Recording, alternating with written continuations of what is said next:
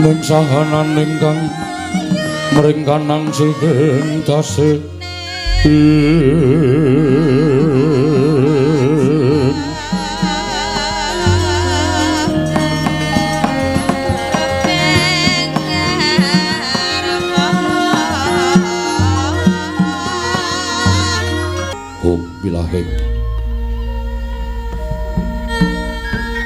bilahe ngawikna mastu purnama sidhem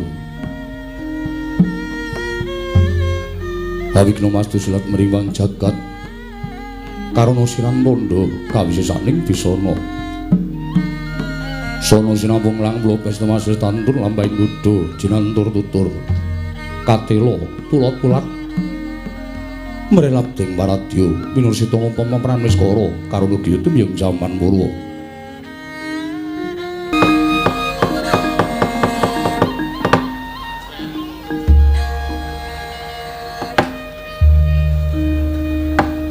Niwang Agung muga ngayomana marang panjenenganing sun kelawan negara Ngamarta sak isinipun nun mangke Koko Prabu dereng sawetawis dangu rawuh paduka Kanjeng Koko Prabu jimat semban kula Koko Prabu pengayoman kula ing Ndorowati rayi paduka ing Ngamarta ngaturaken masegan panakrami kunjuk sandhap pepodo paduka Kanjeng Koko Prabu Koko Prabu ing Ndorowati, Koko Prabu Sri Bathara Kresna. Ya jagat pangestungkara wayah Bathara jagat. Lho nggih, Yayi. Sakalangkung bombong raos sing manahipun ing Raka ing Ndorowati. Dupi kula tampi timbalanipun paduka Yayi Prabu kadang kula ing Ngamarta. Asong paseganipun Yayi Prabu sampun kula tampi akarya bombong bilawaning manah. Mboten langkung kepareng kula ngaturaken pudya pangastawanipun ing Raka kunjuk ngersa paduka Yayi Prabu. Kula tampian dadosaken suka marwata suta raos sing manah kula Koko Prabu mboten langkung kasekecakna anggen ngandika lenggah Koko Prabu ing Ndorowati kawula nok-nok nggih Yayi sampun mboten kirang prayogi pisawanipun ing Raka ing Ndorowati dinten sak mangke menika wonten Praja Ngamarta Yayi Prabu Darma Kusuma. Wah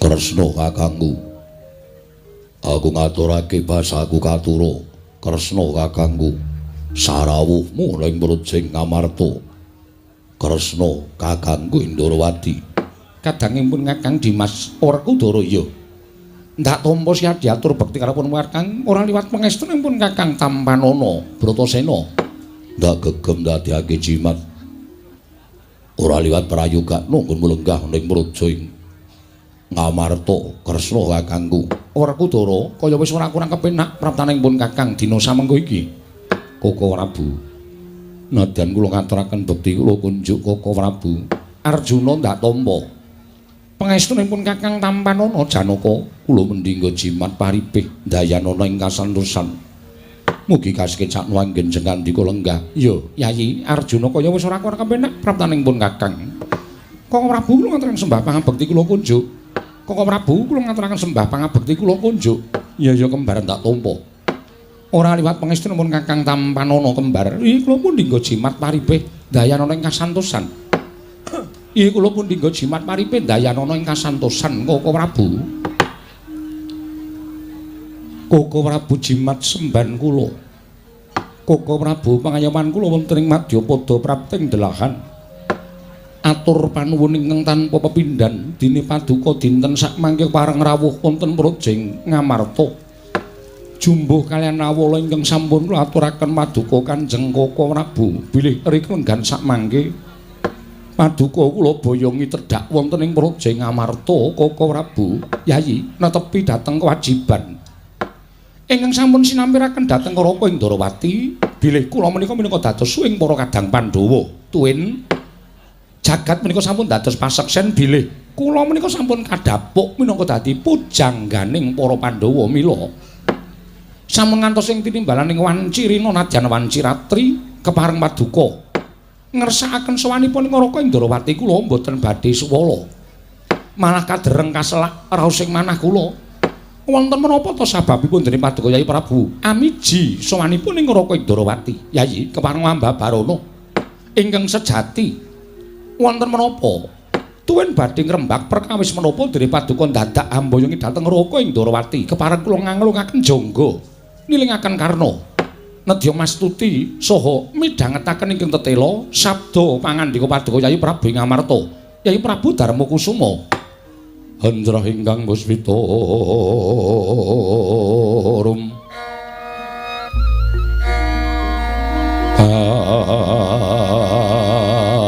Siliring samirana mrit Om Sekar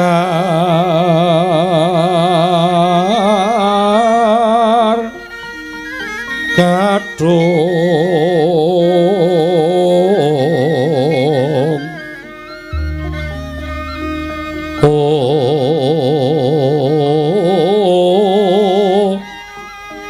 Ngas Gandanya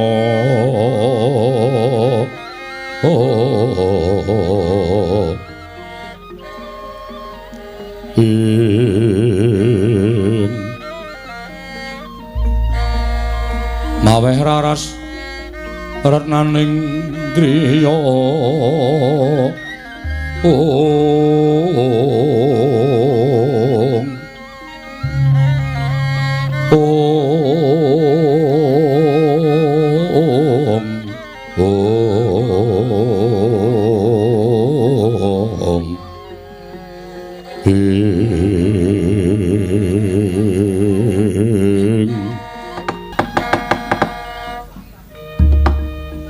Koko Prabu sejatosipun ewa kaya anggen kula badhe munjuk atur ngersa maduka Kanjeng Koko Prabu ngemuti dhateng lelampahan Praja Ngamarta mboten kados dene ingkang kelampah titik lenggan sakmangke wonten menapa Yayi sajakipun wigatos ing badhe paduka aturaken dhateng Raka ing Ndarawati mugi andadosna ing kawuningan bilih negari Ngamarta dinten sakmangke kados nampi welaking Jawata tumpuk matumpa-tumpa lelampanipun para kawula wonten ing Praja Ngamarta sameneh wonten keklempakaning para kawula ingkang nampi pawarta ingkang boten nyata satemah akarya ruhara wonten Praja Ngamarta Koko Prabu mboten mandheg dumugi semanten pinten-pinten papan ingkang kedadosan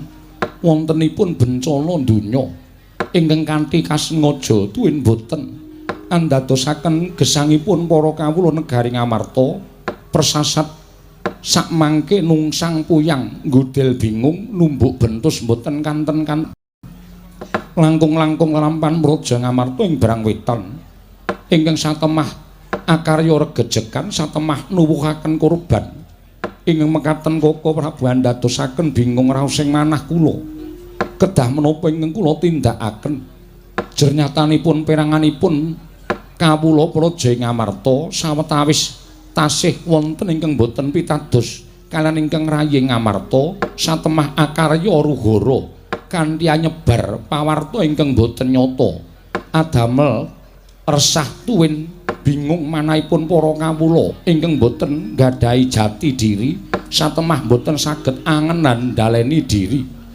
ing mekaten lajeng tumunten anut grubyuk rubuh gedhang Koko Prabu lelampahan negari Ngamarta ing mekaten menika kala wau menawi dangu sangsaning dangu tumuli boten badhe kasirep tan wandi namung badhe ngrisak dhateng karukunan bebrayan agung Praja Ngamarta Koko Prabu kula nyuwun pangapunten gandeng paduka menika dados ing para kadang Pandhawa dinten sakmangke mugi kepareng ninggali amedhar pangandikan menapa ing kedah kula tindakaken Puntadewa mboten badhe suwala waton dados sarana manunggaling para kawula sayek saika kapti samya sumuyut nungkul dhateng peperintahan negari ing Ngamarta Koko Prabu Ndarawati jagat wasisaning Bathara Wayah tur jagat Yayi Menapa ing sampun kelampah wonten Praja Ngamarta menika estunipun kula sampun mireng. Tuwin kula sampun mangertosi. Namung kekiatan menapa ing badhe kula ginakaken jer kula menika namung dados pengayomanipun para Pandhawa. Menawi dereng nampi sabda utama Paduka Yai Prabu, kula mboten badhe wantun jumangkah.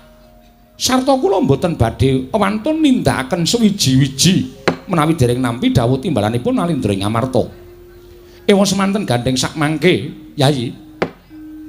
Paduka sampun maring dawuh sumados ing ngraka mboten ketang sekelimah munjuk atur ngersa Paduka Yai Prabu kedah srana menapa ingkang kinarya anyirep dhateng ruhara ingkang tumanduk wonten ing Praja Ngamarta.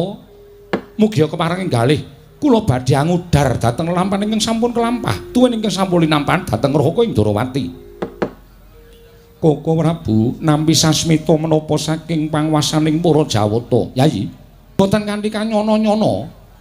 Bilih ingkang Raka ing Darawati nalika semanten sare naritis sesemek ron raja mula bebantal bata sarimbak.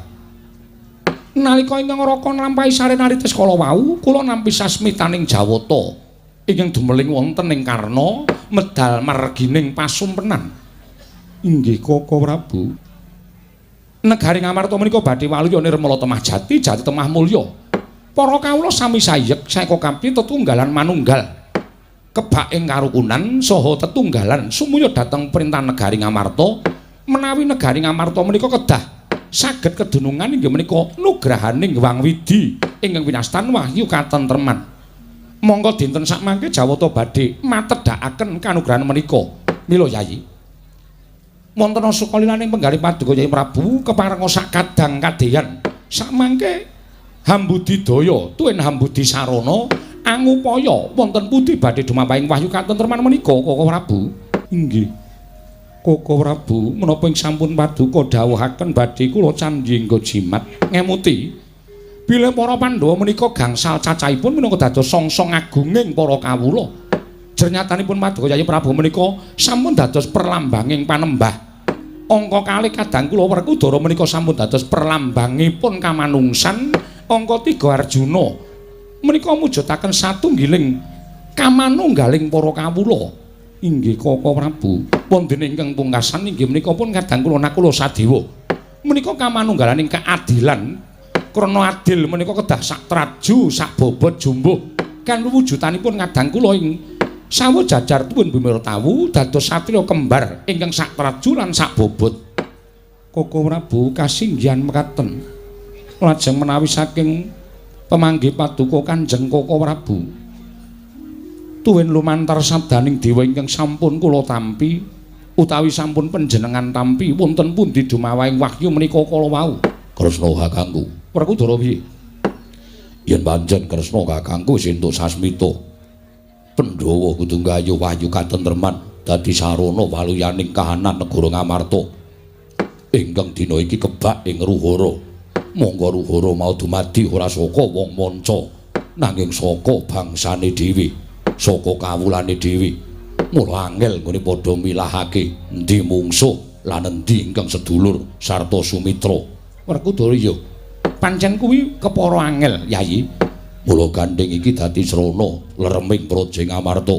Mula kangge paringa dawuh apa ingkang tak tindakake yen pancen Werkudara dituding kudu nggayuh wahyu katentreman.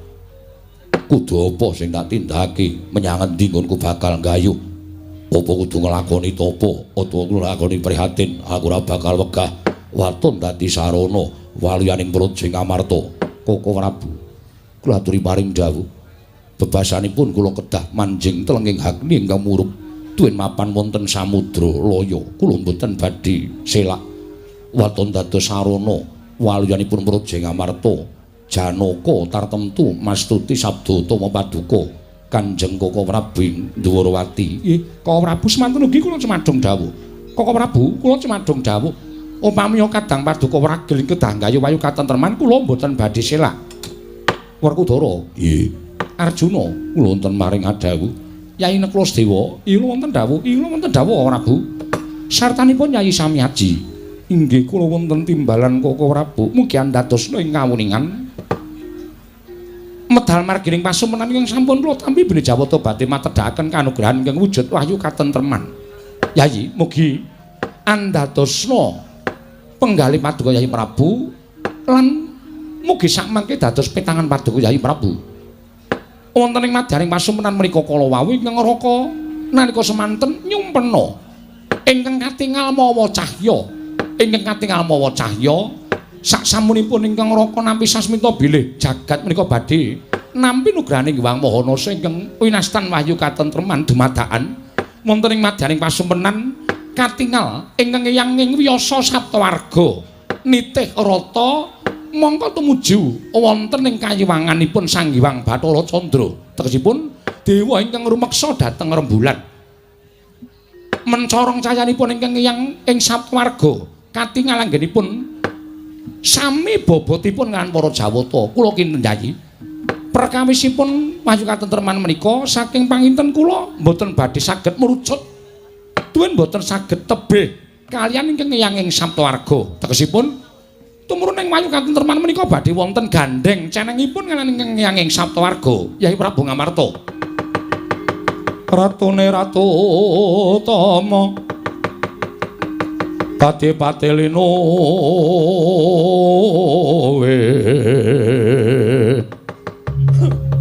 Pranayaka Tyasraharja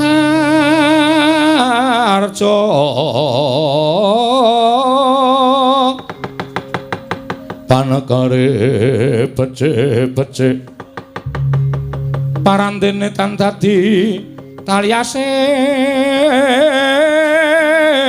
kala bendu malah bangkit mangkenan dotra rupita kang reribeti